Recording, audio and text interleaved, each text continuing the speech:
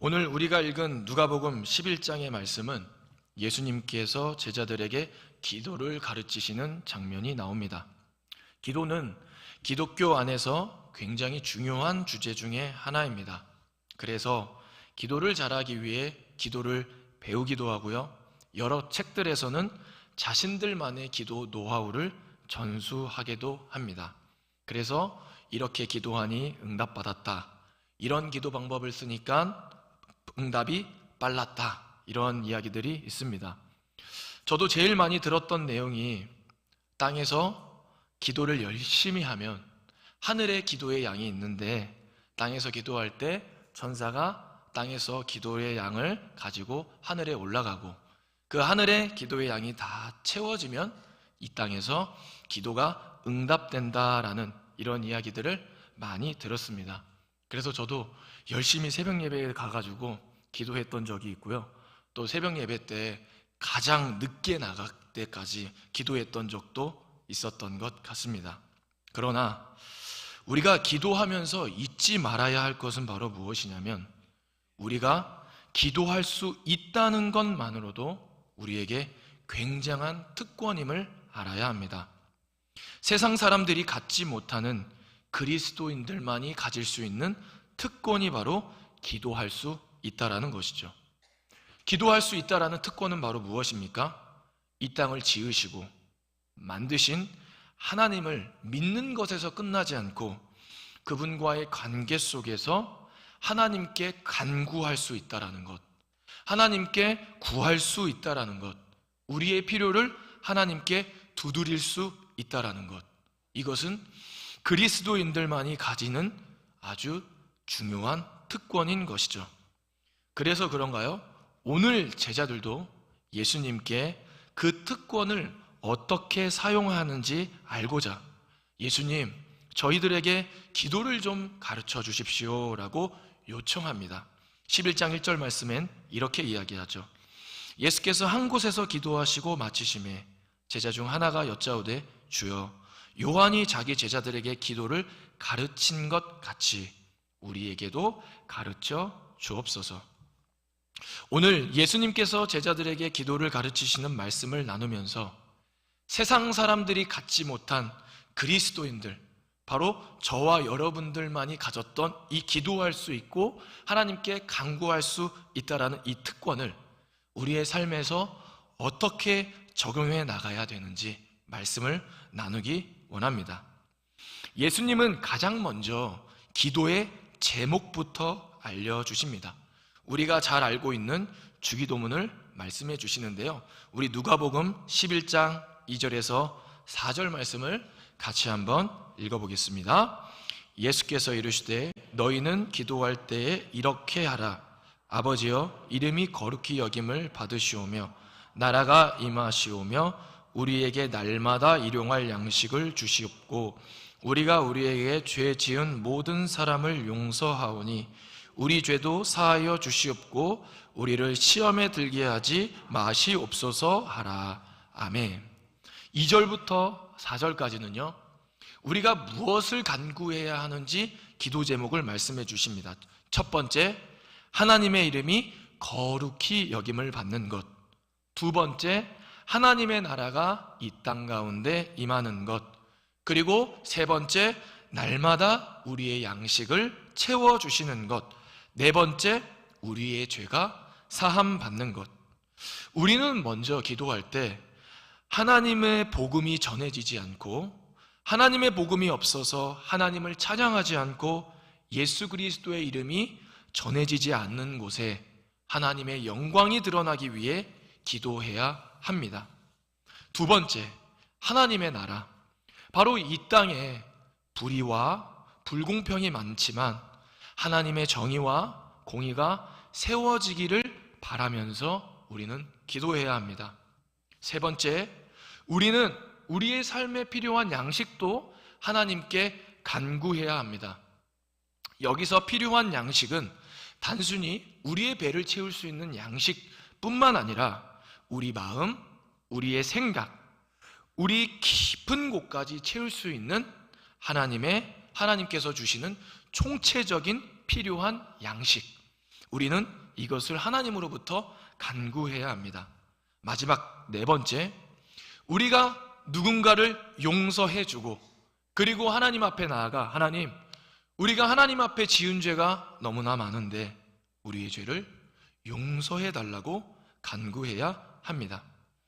예수님은 이렇게 제자들에게 구체적으로 무엇을 기도해야 하는지 네 가지 기도 제목을 알려주시고 밤에 찾아와 양식을 구하는 친구 비유를 말씀해 주십니다. 누가복음 11장 5절에서 6절 말씀인데요, 우리 같이 한번 이 비유의 말씀을 읽어보도록 하겠습니다. 또 이르시되 너희 중에 누가 덫이 있는데 밤중에 그에게 가서 말하기를 덫이여 떡 세 덩이를 내게 구워 달라. 내 덫이 여행 중에 내게 왔으나 내가 먹을 것이 없노라 하면. 아멘. 덫이 밤중에 친구 집에 찾아갑니다. 그래서 떡 세 덩이를 좀 구워 달라고 간청하고 있는 것이죠. 여기서 밤중에라는 단어는요, 일상생활의 삶을 마치고 잠들 정도의 시간을 말하고 있습니다. 그리고 떡 세 덩이는요, 우리 한 사람이 한 끼 식사로 먹을 수 있는 양을 뜻하죠. 아마도 그 덫은 여행 중에 먹을 양식이 떨어졌던 것 같습니다. 그래서 잠들 시간이었지만 끼니를 잘 챙기지 못해 허기진 배를 채우고자 친구 집에 찾아가서 떡을 좀 구워달라고 요청합니다.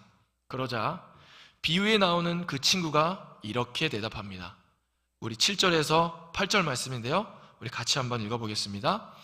그가 안에서 대답하여 이르되 나를 괴롭게 하지 말라. 문이 이미 닫혔고 아이들이 나와 함께 침실에 누웠으니 일어나 내게 줄 수가 없노라 하겠느냐. 내가 너희에게 말하노니 비록 벗됨으로 인하여서는 일어나서 주지 아니할지라도 그 건청함을 인하여 일어나 그 요구대로 주리라. 아멘. 그 요청을, 떡 세 덩이 요청을 받은 친구는 이미 문이 닫혔고 가족들이 잠잘 시간이니 친구야, 지금 떡을 줄 수는 좀 없을 것 같다라고 이야기를 합니다. 떡 세 덩이를 줄 수 있는 능력이 안 돼서가 아니라 그걸 준비하면서 생기는 혼잡함 때문에 미안하지만 이렇게 늦은 밤에는 먹을 것을 줄 수 없다고 이야기합니다. 그렇지만 벗됨으로 인해서 주지 못할지라도 오늘 말씀해 보면 간청함으로 인하여서 그 친구의 부탁을 들어준다라고 오늘 이야기합니다. 그래서 오늘 이 비유의 말씀을 보면서요, 우리는 하나님께 끈질기게 간구해야 된다. 하나님께 간곡하게 계속해서 구하면 하나님이 우리의 기도에 응답해 주신다라는 해석을 알고 있습니다. 그렇지만요, 이 해석 말고도요, 또 다른 해석이 있습니다. 왜냐하면요, 8절에 나오는 간청함이라는 이 단어가요, 성경을 연구하는 사람들에게는 굉장히 까다롭고 난해한 구절이다라고 이야기합니다. 세상의 과학과 기술이 발전함과 동시에 성경을 해석하는 방법도요, 다양해지고 그 성경을 해석하는 기술도 더 발전하고 있습니다. 그러다 보니까 본문에 대한 더 깊은 의미, 더 풍성한 해석들이 나오고 있는데요. 그래서 이 까다로운 간청함이라는 단어를요, 어떤 학자들은 이렇게 번역을 합니다. 창피를 당하지 않기 위해서라고 이야기를 합니다. 그러면 오늘 읽은 8절의 말씀은 이렇게 이야기할 수 있습니다. 비록 벗됨으로 인하여 일어나서 주지 아니할지라도 창피함을 당하지 않기 위해서 요구대로 줄 것이다 라고 이렇게 해석할 수 있는 것이죠. 그러면 왜 친구는 창피를 당하지 않기 위해서 그 밤중에 그 요청을 들어주었을까요? 당시 문화 배경 속에서 여행객에게 먹을 것을 제공하는 것은 아주 기본적인 에티켓이었습니다. 비록 늦은 밤이긴 하지만 갑자기 찾아온 친구에게 묵은 빵이나 먹던 빵을 내놓는 것은 상대방을 향한 굉장한 모독적인 행위로 여겨졌습니다. 오히려 그런 친구를 잘 대접하고 먹을 것을 내어주는 것이 그때 당시에 때는 굉장히 명예로운 사람으로 여겨질 수 있는 기회였습니다. 더욱이 당시 문화 속에서 친한 친구끼리는 예를 갖추어 부탁하지 않는 이런 모습은 굉장히 보편적인 모습이었다라고 이야기합니다. 그런 문화 속에서 만약 그 친구가 배가 고파서 떡 세 덩이를 요청하는 친구의 요청을 거절한다면, 그 주변에 있는 사람들이 그 이야기를 듣는다면 어떻게 될까요? 아마 그 사람은 그 공동체에서 굉장히 뻔뻔하고 사람들에게 창피를 당할 것입니다. 그러다 보니까 밤중에 와서 불편하고 번거롭지만 사람들이 자신을 바라보는 창피함, 그것을 모면하고자 친구의 요청을 들어준다라는 것이죠. 예수님은 이제 그런 친구 관계에 대한 비유를 말씀하시고 오늘 기도에 대한 메시지를 한 번 더 강조하고자 새로운 부모의 관계 비유를 통해서 기도를 설명해 주십니다. 우리 9절에서 12절 말씀도 같이 한번 읽어보겠습니다. 내가 또 너희에게 이르노니 구하라 그러면 너희에게 주실 것이요 찾으라 그러면 찾아낼 것이요 문을 두드리라 그러면 너희에게 열릴 것이니 구하는 이마다 받을 것이요 찾는 이는 찾아낼 것이요 두드리는 이에게는 열릴 것이니라. 너희 중에 아버지 된 자로서 누가 아들이 생선을 달라 하는데 생선 대신에 뱀을 주며 알을 달라 하는데 전갈을 주겠느냐. 아멘. 예수님은 먼저 제자들에게 구하라, 찾아라, 두드리라 라고 말씀하십니다. 그러면서 부모에 대한 비유를 말씀하시는데요, 아버지 된 자로서 누가 생선을 달라 하는데 뱀을 주며 알을 달라 하는데 전갈을 주겠느냐라고 이야기하십니다. 즉, 이 땅의 아버지는 자식에게 좋은 것을 줍니다. 대부분 부모는요, 자식에게 해가 되는 것을 주지 않습니다. 이로운 것을 주셔. 더욱이 만약 어떤 것이 자식에게 큰 도움을 주는 것이라면 아무것도 마다하지 않고 주고 싶은 마음을 갖는 것이 바로 부모의 마음입니다. 만약 자식이 달라고 떼를 쓰는데 부모가 주지 않는다면 그것은 주기 싫은 마음에서 주지 않는 것이 아니라 자식의 건강에 해치거나 혹여 해가 될까봐 주지 않는 것이죠. 그러면서 하늘에 계신 우리 아버지는 우리를 어떻게 하실까요? 우리가 하나님께 간구할 때 좋은 것을 주시지 않을까요? 우리는 하나님 앞에 기도할 때 하나님이 우리에게 좋은 것을 주시는 분임을 믿고 신뢰하는 마음을 먼저 가져야 합니다. 그리고 그 마음을 가지고 구하고 두드리고 찾아야 합니다. 하나님은 우리의 모든 필요를 아십니다. 그리고 우리가 무언가 부족해서 하나님께 간구하면 우리의 필요를 채우시는 분이 바로 하나님이죠. 기도를 할 때 가장 중요한 것은 바로 무엇이냐면요, 우리가 간구하는 하나님을 향한 믿음과 신뢰입니다.